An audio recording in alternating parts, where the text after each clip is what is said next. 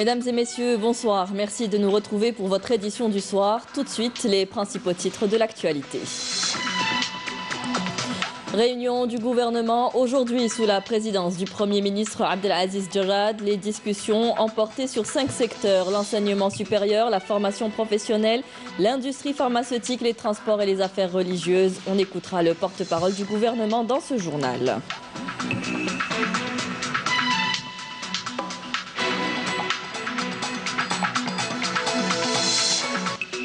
55,30%, c'est le taux de réussite au baccalauréat. Les résultats ont été affichés aujourd'hui. La filière des mathématiques arrive en tête avec un taux de réussite de 80,22%. Le conseiller auprès du président de la République chargé du mouvement associatif et de la communauté nationale à l'étranger en visite à Tissemsilt pour Nazir Baramdan. Le projet de révision de la Constitution implique la société civile dans l'élaboration des politiques locales et nationales.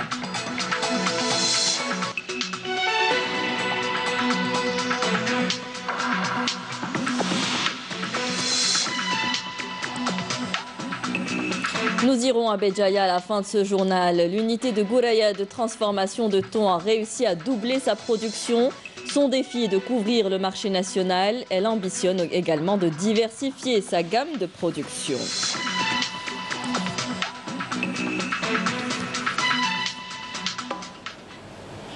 Bonsoir à tous, merci de nous rejoindre. La réunion du gouvernement aujourd'hui sous la présidence du Premier ministre Abdelaziz Jarrad en visioconférence. La réunion a porté sur 5 secteurs: l'enseignement supérieur, la formation professionnelle, l'industrie pharmaceutique, les transports et les affaires religieuses. Le gouvernement a entendu une communication du ministre de l'Enseignement supérieur et de la Recherche scientifique. 4 projets de décret exécutif pris en application des dispositions de l'article 39 de la loi numéro 9905 du 4 avril 99, modifiée et complétée, portant loi d'orientation sur l'enseignement supérieur. Le gouvernement a entendu également un exposé présenté par la ministre de la Formation et de l'Enseignement professionnel relatif au projet du décret exécutif modifiant et complétant le décret exécutif numéro 162 du 14 juin 2018 fixant les conditions de création, d'ouverture et de contrôle de l'établissement privé de formation ou d'enseignement professionnel. Le gouvernement a entendu un exposé présenté par le ministre de l'Industrie pharmaceutique relatif à 3 projets de décret exécutif ayant trait aux modalités d'homologation des dispositifs médicaux, modalités d'enregistrement des produits pharmaceutiques, ainsi commission, composition, organisation et fonctionnement du comité économique intersectoriel des médicaments. Le gouvernement a également entendu une communication présentée par le ministre des Transports sur la stratégie de développement du transport maritime. Et enfin, le gouvernement a entendu une communication présentée par le ministre des Affaires religieuses et des Waqf relative aux préparatifs prévus pour l'inauguration de Jama' el-Jazair. Le ministre de la Communication, porte-parole du gouvernement, Ammar Belhimr, nous détaille le contenu de la réunion. Je vous propose de l'écouter. أولاً، اقترح وزير التعليم العالي والبحث العلمي ترقية 4 مراكز جامعية إلى مصاف جامعات، وهو حال المراكز الجامعية لولايات غيليزان، عين تيموشانت، تيسمسيلت، والمركز الجامعي لتمراست الذي أنشئ سنة 2005. ثانياً، قدمت وزيرة التكوين والتعليم المهنيين مشروع مرسوم تنفيذي يعدل ويتمم نصا سابقا لسنة 2018 يحدد دفتر شروط إنشاء المؤسسة الخاصة للتكوين أو التعليم المهني وفتحها ومراقبتها. تتلخص التعديلات التي أدخلت في هذه المؤسسة الخاصة فيما يلي: لا مركزية قرارات الاعتماد بتحويلها إلى المدير الولائي المعني بالقطاع، تغيير تشكيلة اللجنة الولائية المكلفة بدراسة طلبات الاعتماد، والعمل على توازن عروض التكوين المقترحة مع التوجه الاقتصادي للولاية. وفي هذا السياق أشار الوزير الأول إلى تكوين لجنة دراسة إشكالية هذه المؤسسات الحساسة.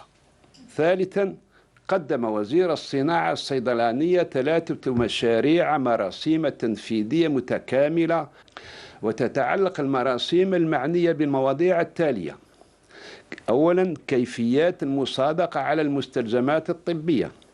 ثانيا، كيفيات تسجيل المواد الصيدلانية. وثالثا وأخيرا، مهام اللجنة الاقتصادية القطاعية المشتركة للأدوية وتشكيلها وتنظيمها وسيرها. يؤكد النص على إنشاء لجنة المصادقة كجهاز مؤهل لإبداء الرأي في طلبات المصادقة على المستلزمات الطبية التي تمارس مهامها مع الوكالة الوطنية للمواد الصيدلانية بكل حياد واستقلالية. يتناول النص الثاني المتعلق بتسجيل المواد الصيدلانية موضوع الجهاز المؤهل لتقييم المنتوج الصيدلاني والمصادقة عليه قبل تسجيله ووضعه في السوق، وهي لجنة التسجيل. الجهاز الثالث الجديد المؤطر في إدخال المواد الصيدلانية للسوق هو اللجنة الاقتصادية القطاعية المشتركة للأدوية، وهو موضوع نص ثالث يحدد مهامها وتشكيلتها وتنظيمها وسيرها. رابعا، قدم وزير النقل تقريرا حول استراتيجية تطوير النقل البحري، والتي تعتزم إرساء قواعد أساسية جديدة للنقل البحري تهدف إلى أولا تأمين عملية تموين البلاد من المواد الاستراتيجية كالحبوب والأعلاف وغبرة الحليب إلى آخره. ثانيا، المساهمة الفعلية في النقل البحري من وإلى الجزائر. وثالثا، تقليص تحويلات العملة الصعبة إلى الخارج والتي تخص الخدمات. النقطة الخامسة والأخيرة من جدول أعمال مجلس الحكومة تخص تحضيرات تدشين جامع الجزائر بفتح قاعة الصلاة في مرحلة أولى ليلة المولد النبوي الشريف بتاريخ 28 أكتوبر الجاري. من جهة أخرى، قرر رئيس الجمهورية فتح المساجد التي تملك طاقة استيعاب أكثر من 1000 مصلي فما فوق يوم الجمعة 6 نوفمبر مع احترام الإجراءات الصحية الوقائية. كما ستفتح هذه المساجد لصلاة الفجر بتغيير توقيت الحجر الصحي في الولايات المعنية بهذا الحجر، ذلك من الساعة 6 صباحا إلى الساعة 5 صباحا عكس ما كان معمول به سابقا. وفي ختام الاجتماع جددت الحكومة شكرها للسادة الولاة والأئمة والسلطات المحلية على المجهودات التي بذلوها في تفادي انتشار جائحة كورونا، ويستمر التعامل مع الوضع الصحي حسب منطق المرونة وتكييف القرار مع مستجدات الوضع الصحي. كما تجدد الحكومة تأكيدها على الصرامة في معاقبة مخالفة الإجراءات الصحية للوقاية من كوفيد-19. Vous étiez nombreux à attendre aujourd'hui les résultats de l'examen du baccalauréat de la session 2019-2020. Ils ont été dévoilés cet après-midi. Le taux de réussite au niveau national est de 55,30%. La filière des mathématiques arrive en tête avec un taux de réussite de 80,22%. La meilleure moyenne nationale a été obtenue par un élève originaire de la wilaya de Tlemcen, Camélia Melal. Après quelques semaines d'attente, les résultats du bac aujourd'hui annoncés officiellement sur le site de l'Office national des examens et des concours et la chaîne du savoir Al-Ma'rifa de la télévision nationale. Le taux national de réussite à l'examen du baccalauréat de cette session 2020 est de 55,30%. C'est une hausse de presque 1% par rapport à 2019. La filière des mathématiques arrive en tête avec un taux de réussite de 80,22%, suivi des langues étrangères avec un taux de 67,78%. La filière technique mathématique avec 58,48%, sciences expérimentales avec 56,97%, puis la filière littéraire et philosophie avec un taux de 52,60%. Et enfin, gestion et économie avec 38,09%. Source de joie intense pour certains, une grosse déception pour d'autres. La journée d'aujourd'hui a été forte en émotions pour nos bacheliers. Les candidats ont pris d'assaut les lieux d'affichage des résultats pour fêter la réussite. Une fierté pour les parents et surtout un soulagement pour tous les postulants qui ont franchi le premier pas pour un meilleur avenir. شعرت بالقلق والخوف خاصة أن المكالمة كانت من أول مسؤول في قطاع التربية الوطنية وزير التربية سيد وجعوط وأخبرنا بأنني تحصلت على المعدل الأول وطنيا 19.20 معدل 16.10 شعبة الرياضيات. فوتنا صعيب صغير بصح تعبنا والحمد لله ديناه. هذا الشعور تاع اللي نديوه نفرحوا والدينا ونشوفوا دمعة الفرحة خير من الخسارة. الظروف اللي فتنا فيها زعما ما كانش اللي فات فيها ديجا من قبل. حنا عامنا ماشي كاع كيما العوام الاخرين. حتى الحمد لله دروك جيسكا ميطون ما نقدش نعبر على كيفاش راني نحس دروك مور ما ديت موا سورتو كو ديت موين كيما هذه الحمد لله. C'est la fin d'une longue attente pour tous les bacheliers, du moins pour les plus chanceux.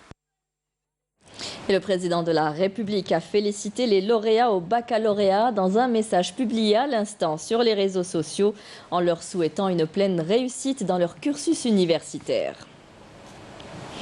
Le moudjahed et ancien diplomate Abdelkader Hadjar est décédé hier à l'âge de 83 ans. Né en 1937 à Tiaret, le défunt avait occupé le poste d'ambassadeur d'Algérie dans plusieurs pays, notamment la Libye, la Syrie, l'Iran, l'Égypte et la Tunisie.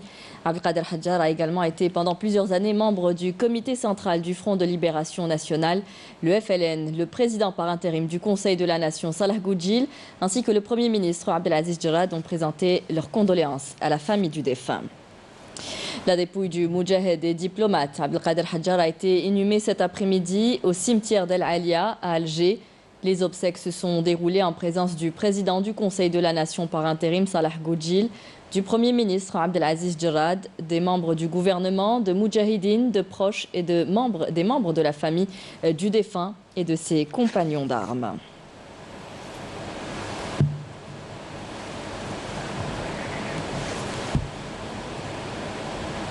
Le ministre des Affaires étrangères, Sabri Bourgadoum, a lui aussi tenu à présenter ses condoléances à la famille du défunt et à louer les qualités de feu le moudjahed Abdelkader Hadjar. On l'écoute. L'Algérie a perdu une grande personnalité qui avait un rôle important dans la diplomatie. Le défunt était également un moudjahid et il m'a parlé à maintes reprises sur les années qu'il avait passées dans sa cellule alors qu'il était condamné à mort. Et il a beaucoup écrit sur cette période noire de sa vie.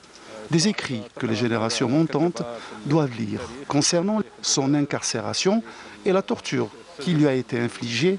Le défunt était également connu pour sa longue expérience en relations internationales. Le ministre de l'Europe et des Affaires étrangères de la République française, Jean-Yves Le Drian, effectuera une visite de travail de 2 jours en Algérie, demain, jeudi et vendredi, à l'invitation de son homologue Sabri Bourgadoum. À cette occasion, et outre les entretiens qu'aura le chef de la diplomatie française avec son homologue algérien, il sera reçu en audience par le président de la République, Abdelmadjid Tebboune, ainsi que par le Premier ministre Abdelaziz Djerad. Ce déplacement s'inscrit dans le cadre des consultations régulières inscrites à l'agenda politique et économique convenu entre les deux pays. Pour l'année 2020, il permettra de faire le point sur les avancées enregistrées de part et d'autre dans la coopération bilatérale et donnera également lieu à un échange de vues sur les questions régionales et internationales d'intérêt commun. Le projet de révision de la Constitution donne à la société civile toute l'importance pour qu'elle participe à l'élaboration des politiques locales et nationales. C'est ce qu'a estimé le conseiller auprès du président de la République chargé du mouvement associatif et de la communauté nationale à l'étranger lors de sa visite à Tissemsilt. Nakhla Larbi. À Tissemsilt, la rencontre de consultation avec la société civile a porté sur les moyens de mise en œuvre du principe de la démocratie participative. Parmi les nombreux indicateurs, la désignation d'un conseiller chargé du mouvement associatif, mais également ces rencontres de consultation.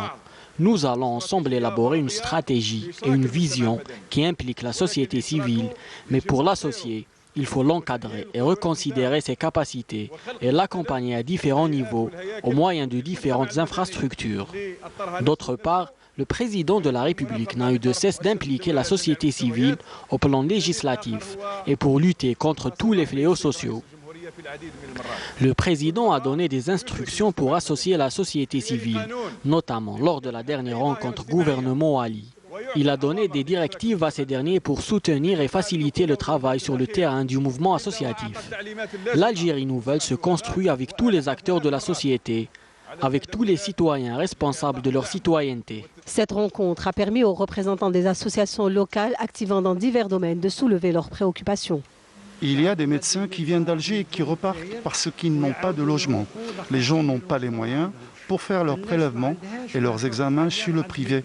L'appareil IRM est toujours sous emballage. Nous avions 4 sages-femmes, elles sont toutes reparties. On ignore pourquoi. Dans cette wilaya, beaucoup de jeunes diplômés des écoles et instituts souffrent encore du chômage.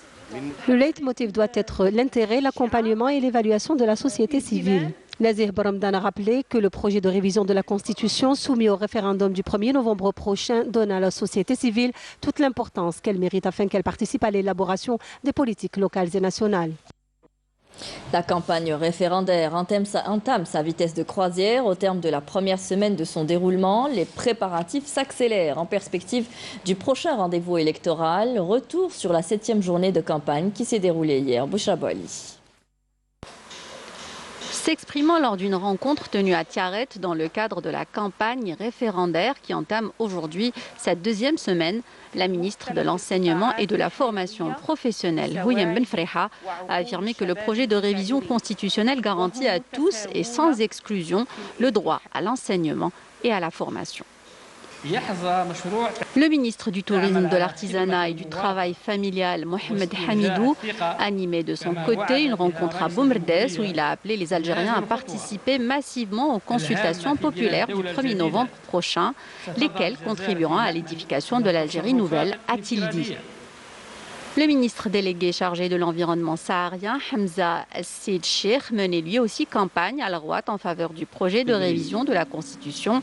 Il a appelé à une large participation de la population au rendez-vous du 1er novembre prochain. Le président du bureau de l'association d'alphabétisation Iqra, Hassan Hamdawi, a lui aussi plaidé depuis Adrar en faveur du projet d'amendement de la Constitution. L'association considère ce projet, je cite, comme un document important pour le renforcement du rôle de la société civile, la promotion de l'action participative et le respect des droits et libertés. Fin de citation. L'Union de la société civile pour une Algérie nouvelle a applaudi depuis Borj Bouarerij le projet de révision de la Constitution qui parie, selon elle, sur les jeunes et la société civile pour l'édification du pays.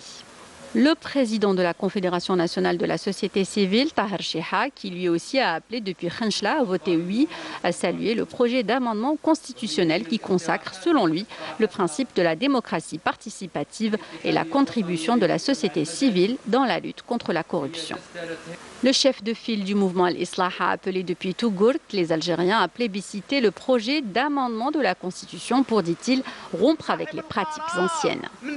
Enfin, le mouvement de l'entente nationale qui a appelé dans un communiqué à une participation massive aux prochaines consultations populaires a affirmé que le projet de révision ouvrira de nouveaux horizons pour les compétences nationales et les forces vives du pays.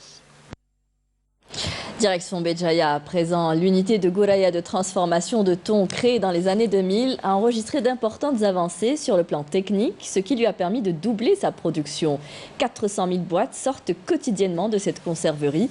Son objectif, couvrir le besoin national. L'unité compte même élargir sa gamme de production. Le reportage de Saïda Mayouf. Située dans la commune de Ouadrir, à quelques encablures du chef-lieu de la wilaya de Béjaïa, l'unité Gouraya de transformation de thon, créée au début de l'an 2000, fait de la satisfaction du marché national son fer de lance. Cet investissement a pu aboutir grâce au soutien à la relance économique. L'idée a été venue à travers mes voyages dans le monde et surtout en Asie. J'ai pensé à faire ça dans mon pays. Et j'ai constaté avant qu'on a fermé déjà plusieurs usines de sardines et du thon, ça m'a fait vraiment mal au fond de moi. Et ben, j'ai essayé de créer ça. Dieu merci qu'on a réussi à avoir cette boîte en Algérie, dans mon pays. Maintenant, on a commencé en 2001 avec l'aide de l'État aussi. Les États nous ont vraiment aidés. Nous, on a fait un défi, bien sûr. Maintenant, on est vraiment très, très satisfaits. D'une seule ligne de production au départ, la deuxième ligne a été installée pour doubler la production de cette conserverie. Aujourd'hui, ce sont pas moins de 400 000 boîtes qui sont produites quotidiennement. On a une ligne, maintenant on a deux. Une qui travaille 300 boîtes à la minute et une autre qui fait 400 boîtes à la minute. Techniquement, on a vraiment bien avancé. On est déjà au ISO certifié, au ISO 2001-2015, la nouvelle organisation. Nos produits c'est du thon à l'huile végétale, du thon à la tomate, ainsi que du thon nature. Mais dans le futur proche, on va essayer de faire toute la gamme. C'est-à-dire à l'huile d'olive, sauce piquante, à la mayonnaise, tout ce qu'on trouve par exemple dans l'étalage à l'étranger. Avec 130 ouvriers, en majorité des femmes, l'usine a permis de résorber une partie du chômage et former une main-d'œuvre qualifiée. Diplômée, j'ai un master 2 en sciences alimentaires. Oui, sûrement. C'est un peu difficile de trouver du taf ces derniers temps, donc je suis passée par 2 ans de chômage avant de m'avoir donné une chance ici. Alors j'ai saisi l'occasion ici, même eux ils m'ont donné cette occasion. Ils m'ont donné plusieurs fois l'ambiance. Oui, justement, c'était une équipe de jeunes, beaucoup plus. Donc on était motivés. On fait le contrôle de la matière première, les boîtes, on contrôle le poids et le produit fini. Je suis diplômée en sciences biologiques, physiologie végétale. Oui, j'étais en chômage. Et alhamdoulilah, c'est grâce à cette entreprise que j'ai fait une année. Les marchés avoisinants, voire les marchés nationaux, sont approvisionnés par cette conserverie qui ambitionne, grâce à la transformation du produit de la mer, de conquérir des marchés extérieurs dans un futur proche. Dans le cadre de ces visites d'inspection, le général Nordin Gouesmia, commandant de la gendarmerie nationale, a effectué une visite de travail au niveau des unités du commandement régional de la gendarmerie nationale, située dans la 5e région militaire à Constantine. Une visite de 2 jours, effectuée le 13 et 14 octobre. À l'entame de sa visite depuis le commandement de la 5e région militaire, le général Nordin Gouesmia a été reçu par le général-major Nordin Hambli, commandant de la 5e région militaire. Par la suite, le général Nordin Gouesmia a procédé à l'inspection ainsi qu'à l'inauguration de bon nombre d'établissements et de structures régionales relevant de la gendarmerie nationale, qui entrent dans le cadre du programme du développement des capacités opérationnelles des unités dans le domaine de la sûreté publique. Le général Nordin Gouesmia a également donné des instructions à l'intention des cadres et des usagers de la gendarmerie nationale, les incitant à redoubler d'efforts en vue de maintenir la disponibilité opérationnelle à son plus haut niveau.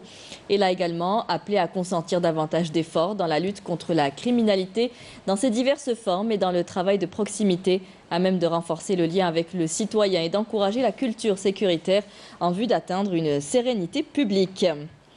Et c'est la fin de ce journal. C'était donc la dernière information. Merci à vous tous de nous avoir prêté attention. Vous pouvez toujours nous retrouver sur les adresses qui s'affichent en bas de votre écran. Très bonne soirée sur Canal Algérie. Au revoir.